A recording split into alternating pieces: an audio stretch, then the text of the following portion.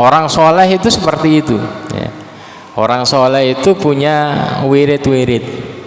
Orang soleh itu tidak hanya mencukupkan dengan ibadah wajib, tapi dia punya wirid-wirid andalan. Mungkin membiasakan dengan baca sholawat ya. Membiasakan baca mungkin tasbih, tahmid, macam-macam berapa. Kan kita diperintahkan sebanyak-banyaknya ya. Sebanyak-banyaknya tanpa ada batas ya. Semampu kita. Cuman kitanya yang harus mensiasati diri ya. Mensiasati diri mungkin agar itu terkontrol. Kita ini banyak baca zikir, banyak baca sholawat, ada target-target tertentu. Yang tidak diperbolehkan itu kan menganggap ya. Menganggap bahwasanya yang disunahkan itu baca bilangan tertentu ya. Yang disunahkan itu kalau malam baca 1000 sholawat, baca. Anggapan keyakinan bahwasanya itu diperintahkan, disunahkan khusus oleh Rasulullah bilangan tersebut, nah itu yang keliru. Tapi Rasulullah memerintahkan kita memperbanyak sebanyak-banyaknya. Baik kita ngerjakan tadi itu ya, sholawat, zikir dan yang lain ya.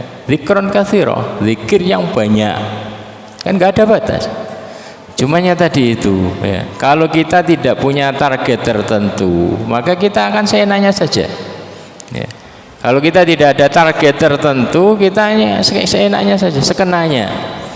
Tapi kalau kita punya target tertentu, maka kita akan tadi selalu menjaga jangan sampai kurang dari ini, jangan sampai kurang dari ini ya. Jadi untuk menjaganya bagaimana membedakan antara ini terjerumus kepada keyakinan bid'ah ya, yaitu menganggap pokoknya harus segini karena kayak Rasulullah mengamalkan segini, jumlah 1000 berapa ribu. Nah, itu yang enggak ada dasarnya, enggak boleh. Nah, cuman tadi ya, untuk menyemangati saja ya, Rasulullah global, beliau memerintahkan sebanyak-banyak, manfaatkan waktu untuk ibadah, untuk sholawat, untuk ini sebanyak-banyak. Sholat ada sholat mutlak.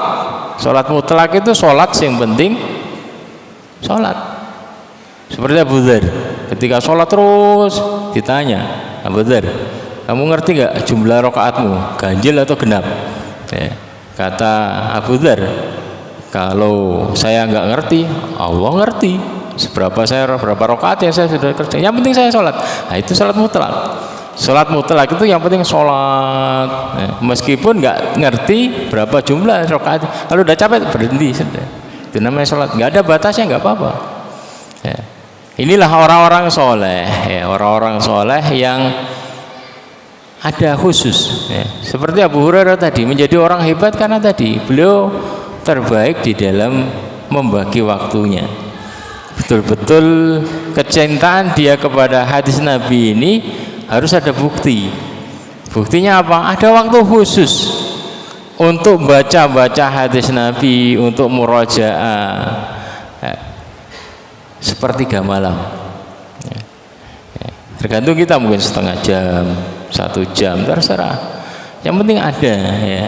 Jadi perlu ada target-target tertentu agar kita ini apa? Semangat ya. Berarti terserah. Saya mungkin mentargetkan malam itu harus baca istighfar 100 kali atau 1000 kali atau 2000 kali.